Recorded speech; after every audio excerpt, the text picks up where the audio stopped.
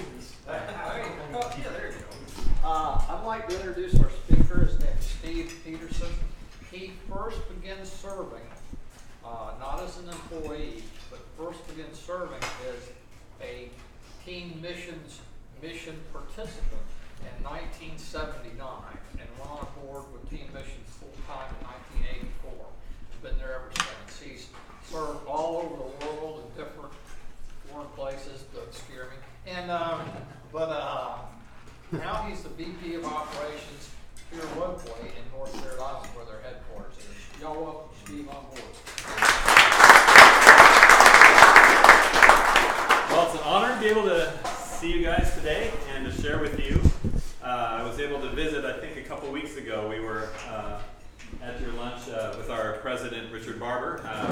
We're in a time of transition and have just taken the reins about 7 months ago. But Teen Missions has been around since 1970, and we're in North Merritt Island, just on the southern entrance of the Space Center. There's Cars Park, if any of you are familiar with North Merritt Island. There on Hall Road, we have about 250 acres of prime mosquito-infested swampland that is perfect for putting young people through culture shock before they even go overseas. And I remember, I think we had your daughter on a team there, Neil, years ago, back in the 80s, I think, something like that. So, yeah, probably close to 48,000 plus teenagers from North America that have gone on trips with us around the world.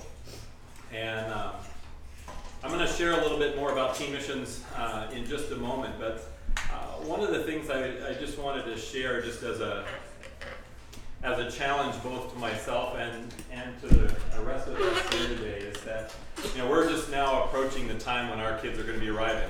Our big tops are up and we have a couple hundred kids coming in just a couple weeks' time. And it seems like more and more there's just so many voices coming from different directions. The local and national news doesn't have much good for us to listen to these days. And even within the church, sometimes it seems like there can be a struggle just finding unity and common ground. And I was thinking as I was driving over here, and you know, maybe you're in a similar situation when you're preparing for outreach to go out. But you know, when Paul was talking about, you know, the things that I preached, or you know, that was most important, you know, that Christ died on the cross for our sins, and that he rose again on the third day, and that he was, you know, seen by the disciples and after he rose, and you know, keeping the main thing. What is the definition of the gospel? You know, it's Jesus Christ, his death and his resurrection. And wherever we are missionaries. Amen. Wherever we are told to be a light and to be disciplers. And if there's one thing that I can see in this young generation coming up, they want to be discipled. And a lot of the kids, more so now than ever before, the kids that we have going on our teams come from very difficult situations in their home life, broken homes or abusive situations. Even the young people that we have at our Bible school right here, a number of the young men have been coming to me and some of the older staff guys and saying, can I just have like time to just sit and ask you some questions? And they're hungry. And you might be surprised. And one of the things is that some of the guys don't know to ask. That's what they want, that's what they wish. And I think there's a lot of ministry experience here in this room. And my encouragement and my challenge this morning is just be prayerful and mindful. You know, is the Lord bringing anybody to your mind that could be in that situation? And perhaps an invite to coffee or to Saturday morning breakfast or something. And just, you might be surprised that somebody is just eager to be poured into. And there could be ministry opportunities for each of you that maybe we just need a nudge to remember that this next generation needs that. Like I said, we're just getting ready to receive all of our kids. We've got about 14 teams right now that are getting ready to go out. In terms of what our ministry does, we're kind of the Marines of mission trips, I suppose. When you use the term mission trip, it can mean a lot of different things, from a couple days, or maybe just, doing a really, good work, just down the street. Our trips are usually 6 to 8 weeks, and our training is usually longer than most mission trips. We bring the kids into what we call the Lord's Boot Camp. They do their laundry and bathing out of a bucket, 5-gallon bucket. They tent as a team, train as a team, eat as a team. We have a wake-up call at 5:30. They run an obstacle course at 6 o'clock to build teamwork. They climb a 12-foot wall and jump, have a rope swing over what we call the Slough of Despond, and you get your first shower of the day if you miss the rope, things like that. And then throughout the daytime, we not only train them in spiritual maturity and character, but also in how to share their faith, how to do evangelism. We equip them with evangelistic tools, singing as a team, doing music, drama, puppets, but also practical skills, block laying, carpentry, steel tying, whatever their specific projects. If it's a medical team, my team this summer, my wife and I are taking a team to do freshwater well drilling in Zambia. And just as an example, I am not a lifetime well driller, and I think even people who do that as a career know that you don't have any guarantee to success in any given, location. There's a million things that can go wrong with the equipment. You can face different strata, of hard rock, and things can go south in a hurry. The first time I took a well drilling team, the kids that signed up for that team, I had 13 girls sign up for this rough and tough well drilling team, muddy, in the middle of the Yao tribe, 2.2 million Muslims, largely unreached, most difficult part of the country of Malawi. It was a pioneering area where the graduates from our National Bible School were going into that area and had arranged with the chief to have a well drilling team. So most of these people had never had Americans in there, that kind of thing. And we were there during Ramadan. We could hear the speakers going late into the night. I know one night I remember getting up and just doing some spiritual warfare. You can feel the spiritual warfare going on in that place. And the Muslim chief was there every day. And I remember one of the first things we had to do when we woke up in the morning. It's ironic when you're drilling for fresh water. What's the one thing you need to drill a well? Water. And so it's kind of ironic, and I asked the chief, where are we going to get, we need about 500 liters to start out, and he said, well, the nearest hand pump is at the local mosque. The Saudis build mosques, they drill wells, and then they tell the locals, you're welcome to the water if you become a Muslim. And that's their evangelism plan in much of Africa. And so there we are with all our girls in our 5-gallon buckets on a 3-ton truck and a 500-liter JoJo driving up to this hand pump where all these African mamas who speak a different language, different culture, have walked who knows how far to get water for their households for cooking and laundry and bathing. So what do you think they are thinking in their heads when a bunch of Americans show up looking for all this water, interrupting their day? And I was just like, Lord, they don't train me for this at Bible school. I don't think in any training for how to do this. And I feel like we're going to lose our testimony on day one before we've even gotten started. What do I do? And at the same time, you're smiling and confident in front of all your kids going, okay, guys, let's go. Inside your head, you're like, what am I going to do? And so we walked up to the hand pump. And like I said, we came with the chief. And I knew the chief was ready to just push everybody away and bring our people in, and I didn't want him to do that. And so I said, okay, gals, I want you to grab the handle of the pump, and I want you to start pumping their water.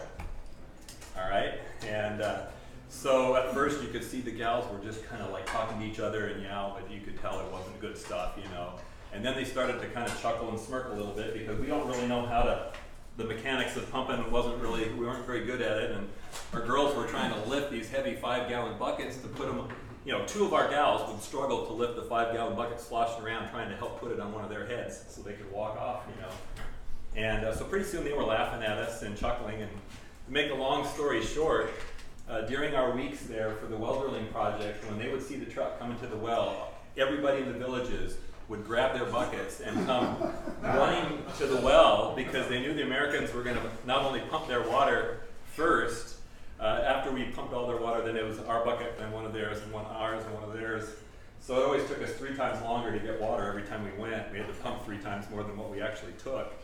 But the whole time that pumping went on, the team was over here doing circle games with the kids, doing puppets and all the other things. So we were able. It was hand pump evangelism, right there at the wells. And it was the same thing at the drilling site. We had to put up we had to cordon off the area just to keep 50, 60, 70 people that would come all day long just to watch. I mean, it's kind of boring watching this little pipes spinning around, circulating this mud around, and they would come all day. And I would only need about 5 kids to do the well drilling at a time, and the whole rest of the team, we were sharing the gospel in the F.U.E.L language with the color flip charts, from Global Recordings. They were hearing the gospel for the first time. And our facilitator would ask them in their language. He'd hit the pause button and he'd say, "Do you understand what you just heard? Why did Jesus die on the cross?" Somebody would raise their hand. "Yes? Malaria? No." And you'd have to re-explain things 2 or 3 times until they understood. But I said to the teenagers, "Do you understand what's happening here? These guys are hearing the good news for the first time. How often do you get to watch somebody hear the gospel for the very first time?" And it really is fun to share the good news. I mean, it is good news, isn't it? And so God was good. We hit a huge aquifer. There were about 12 other chiefs in the area that saw what happened and were all begging for teams to come to their villages. We actually were blessed to be able to come back the next year to a neighboring village to do the same thing. And of course the word had spread about the first team. I found out after I got to the second location, the staff that had been there to set it up for us said, when we got here, we started doing the weekly Bible studies. Those 13 girls went back to school, but they had opened up an area in the F.U.E.L tribe for repeated visits weekly that's still going on today, years later. I mean, I don't even know if all the girls know what they did. But they opened up an unreached tribe just by giving God their summer. Anyway, we came to the second village, and the staff said, just a couple weeks before you got here, the villagers came to us and they said, "We're not going to beat you up." And they were like, Good. We're glad. And they said, well, it was like, "Why are you telling us that?" And they said, "Well, actually, when you guys were first coming, some of the people wanted us to attack you because they knew you were Christians bringing the gospel. But some of the cooler heads in the village said, well, what if we beat them up too soon and then later find out that we're the losers? Let's listen to what they have to say first, and then we'll beat them up." But we've been listening to you for the last few weeks, and all you've done is share about the Bible and about what Jesus did. You haven't said anything about Muhammad, so we're in. We're not gonna beat you up. And they're like, and I was like, "You're telling me that now after I brought my team in here that this was all going on just before we arrived at boot camp? Nobody told me that." But we've got 20 people per team member praying for each young person. So a team of 20 has got 400 praying for them. When something goes right, it's for a reason, because God is on the throne. And He's able to watch out for and protect His kids when they're putting Him first. Amen? And so anyway, while we were there, we watched that big truck drive by. They had to borrow a truck one day, because they took 30 F.U.E.L teenagers to our Malawian boot camp down the road. It was running while we were at the drilling site. And I asked the staff, I said, why are Muslim parents willing to put 30 of their teenagers on it's got a big mission logo on the side of our truck. They know they're going to a Christian camp. They said actually there was some opposition in the village to the parents who were letting their kids go. And the parents replied more harshly to their critics and said, "You saw all those kids come last year at their own expense to work so that we could have a freshwater well, and you don't want our kids to get the same training to be able to help somebody else? Shame on you." And they weren't even believers. And so I want you to know that God is working, and He's opening up doors around the world. We've got bases in about 19 countries, about 31 bases full-time. We've got 6 Bible schools in Indonesia training about 250 people right now, young people, for full-time ministry in the nation's most populous Muslim nation. We're in the Philippines, Myanmar, Cambodia, in sub-Saharan Africa, where my parents are working. We're in Zambia, Zimbabwe, Madagascar, South Africa. We're all over. And in each place where we've gone, we've started boot camps first, for the teenagers, and then what happens? These national kids are excited about full-time service, and there's no way to get trained. So we started running these Bible schools. We've got over, I think around 26 to 30 Bible schools now that are running around the world. And then all these guys graduate, and then they want to get in full-time ministry, and there's not all these mission boards to sign up with like we have here.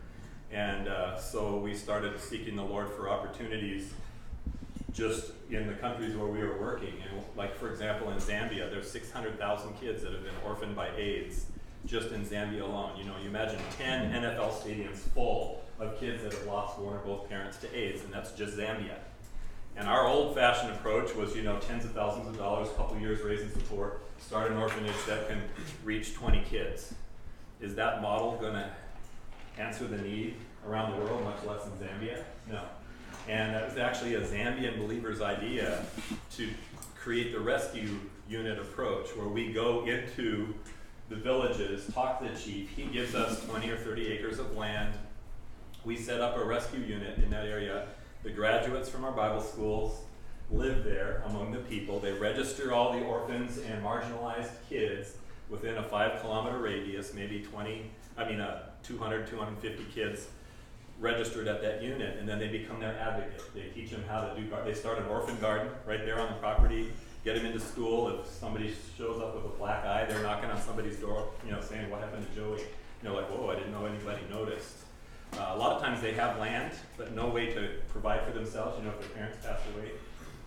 And sometimes they're staying with an aunt or uncle who will give priority to their own children, and the relative kids are, just get the scraps or get mistreated. And so since we did that in just a couple years, and with just a fraction of the money it took before, we've got thousands of kids now that we're able to take care of all across Africa using the rescue unit approach. We are also doing a circuit rider ministry where we are going kind of like Charles Wesley, the old circuit rider approach, where we've got areas where there's no pastor, there's no church, there's no churches, and so we are going into unreached areas with graduates from our Bible school that we call them circuit riders. They're going to places that are not easily accessible by vehicle. They're taking bicycles or motorcycles, and they're going out there on a circuit, hitting 4 or 5 places a week, and starting Bible studies.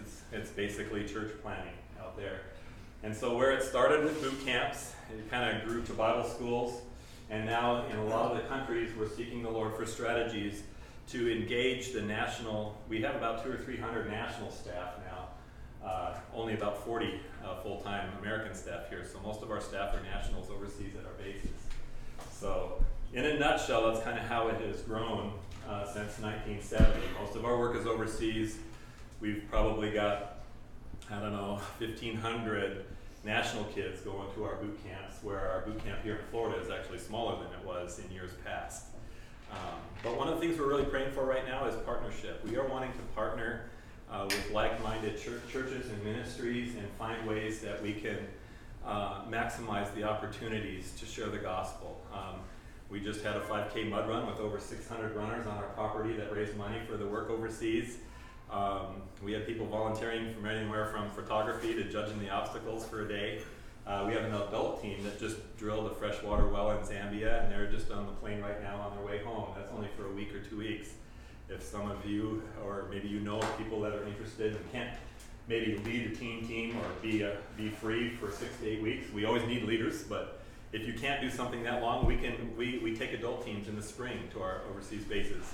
Maybe some of you would be excited to pray about that. We also need, here at our Florida base, we need bus drivers. We need teachers for our construction classes. We need, if you're pastors or retired pastors, we have classes that need to be taught. We have kitchen to run, you name it. We need bus drivers. So just about anything that you can imagine, even if it's plumbing or electrical, we probably need it. We probably have something broken. We would just love that. And so whether it's here or overseas, call us up, check us out. We'd love to give you a tour. You don't have to register ahead of time. You can just show up at Team Missions, and we'll be glad to show you around the property. And we have a display room. We can show some pictures. It's better than listening to me talk to see what's going on around the world. I wanted to stop soon enough just in case. I don't know, Bill, if anybody had any questions. If they, I don't know, how many of you had heard of Team Missions before? To some degree. So most of you, that's good. At least a little bit away from Air Island. We still have people that know. Does anybody have any questions, either about what we're doing with the summer boot camps or overseas, or opportunities to get involved? Yeah. Does the tabernacle still come around on rotation, or did that end? There are still a number of tabernacles right now. The tabernacle that was on our property is down, so we're not actually doing that. Team Missions is not doing that ministry anymore. There are some organizations that were started kind of from Team Missions, AIDS Orphans and Street Children, which is a separate ministry. Under that auspices, they have the tabernacle ministry. So some of those displays might go up under them, in the coming weeks or months. So yeah. So those trips for those folks who can't take a couple months off. Yeah. For a couple weeks long, or? Yeah, it's like about 10 days, probably not more than 2 weeks usually. They're usually in the springtime, anywhere between January and, well, like I said, we have one team coming home now, so we're near the end of May. So usually in the springtime is when those teams go. We're formulating our 2020 teams right now, and so they'll be showing up on our website probably before the end of July for next year's teams. And the other thing to consider too is that if you have a youth leader or a church that wants to have their own team go with their own leaders, we'd be happy to. We've got plenty of projects. We can provide you with a destination, And so you say, well, we want to send a team over the Christmas holiday or something like that. During the summer, we're engaged with our boot camp, so we probably wouldn't be able to have a different team. You'd come through one of our summer teams if you did it during the summer. But outside of that, we can handle the logistics for you to organize one of your own teams and put a church group together too. So that's a possibility. Anybody else? Yeah. Do the teenagers that come, do they raise their own funds, or how? They do. They look over our list of trips on our website, and they make a first, second, third, fourth choice. It's about $35 to register, and we print prayer cards that explain their project, have a picture, support letters, and so we send them with a support raising packet, and they can build their support team. They have to have 20 people agreeing to pray for them through the summer, as well as financial supporters. It's usually $100 per supporter, and so you might need some teams. If they're in Central or South America, they might need 20 or 25, or 30 supporters. If you go to Africa, you might need 40 sponsors, to go if it's more expensive. But that's part of missions, and actually we don't want folks to provide that money to the kids directly. We want them to experience the process of trusting the Lord by faith and building a team of people that are invested in there. That's part of the testimony of what God does. And if people are counting their pennies before they sign up, then they don't quite get what missions is. God has the resources, and for our own family, He's been doing it for 35 years. And then my kids became teenagers, and guess what they wanted to do? Go on trips. And I was like, we are monthly faith-supported missionaries. Nobody gets paid on our staff from the president on down. Now my teenagers want to go on a trip. And Lord, how can I go and ask my sponsors that sacrificially give? Now my kids want to go on trips, and they want to go on a trip this year, and then they want to go on a trip next year. How do I tell my kids that there's not enough money for that? Doesn't sound like I'm practicing what I preach. And so I said, okay, Lord, they're your kids. And they went, and guess what? All their support came in. It was like, apparently the Lord knows their name, and apparently His resources aren't taxed, and He's not stressed about it. And He raises up supporters for my kids from corners I wouldn't have even thought of. And they're actually over-supported this year. And I have to sit down with them and look them in the face and say, do you understand that God just did a miracle? Yeah. because we're living a miracle every month, but you understand this was really a miracle. Yeah. Okay. All right. I really appreciate the opportunity to share, and I'll be around afterwards. Do they have scholarships? Like if somebody, he lacks $100 to go. I have thought about it. We don't right now. It's an interesting. I don't know exactly how we'd go about it, but it'd be fun. It would really be fun to be able to offer some. But at least from Team Mission's side, there are those who've done that before, but we haven't done it. Yeah, it means more actually if they do it. Yeah. No, that would be cool. I know from experience. Yeah. All right. I guess Bob Bland, he's fully retired now. He is not retired. He's 90. The board voted Rich Barber in as the president in the fall, and it wasn't a smooth transition. It was difficult, and I love Bob, and he married my wife and I learned most everything I know about missions from Mr. Bland. He's still healthy. Bernie went on to be with the Lord, so that was really hard and still is hard for him. But he is intending to continue to run AIDS Orphans and Street Children and the Motorcycle Sunday School Mission Ministries, which were incorporated through Teen Missions. And so he's still actively involved in that.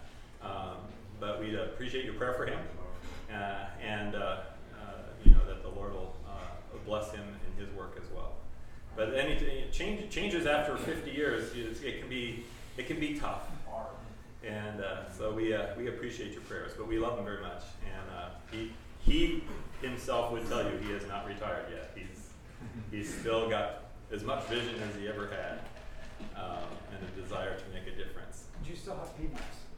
We just this year, this is the first year we're not running peanut and mustard seed, primarily because we just kind of took a step back this year. We wanted to look at the entire program, and one of the things we felt like is that we felt like we were kind of stretched thin in recent years, and we wanted to make sure that we were running our core program right.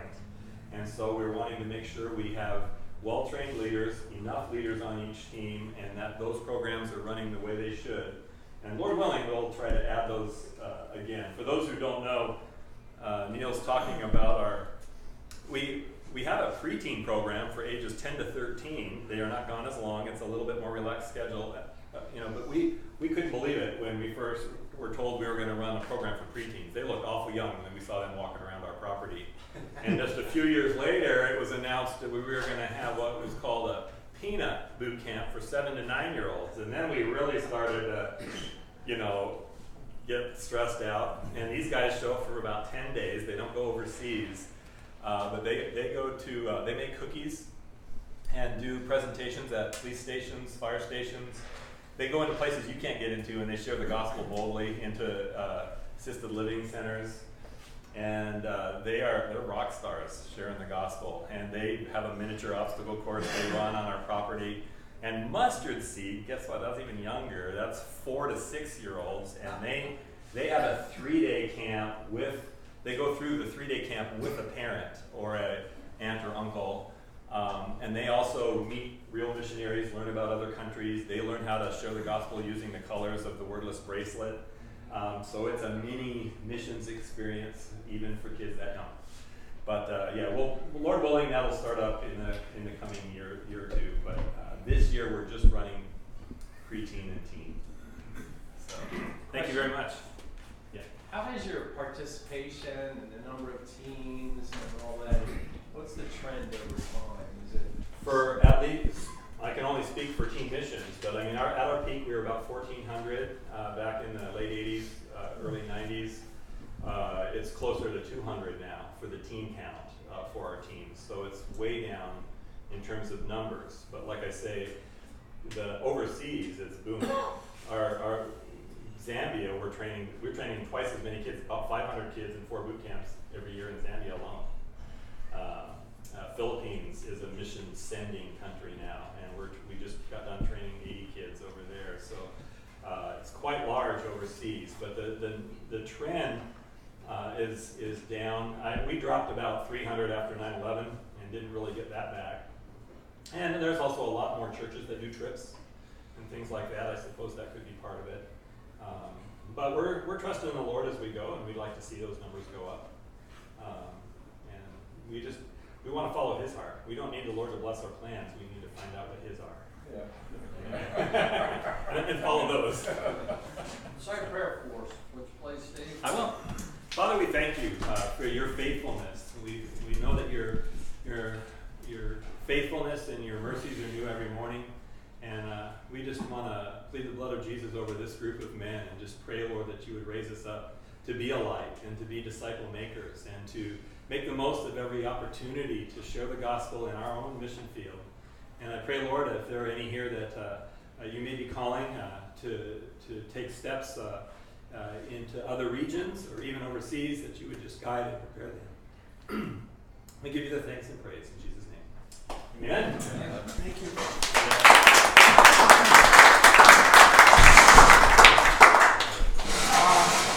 I got a little something to say, and then Jerry wants to do something. First, our speaker next week is Pastor Hector Warbe. He's the pastor of Puerto Vertical. I'm not sure what that means. What is it? Puerto Vertical. Vertical point. Vertical point. There you go. And he is a great speaker, been here 2 or 3 times before, always very interesting. And wanted to thank y'all today for coming. And remember Sonny's, because they're good to us. And then Jerry had something to say. If anyone is interested in war memorials for the Guard this weekend, Memorial Weekend, see me after tea.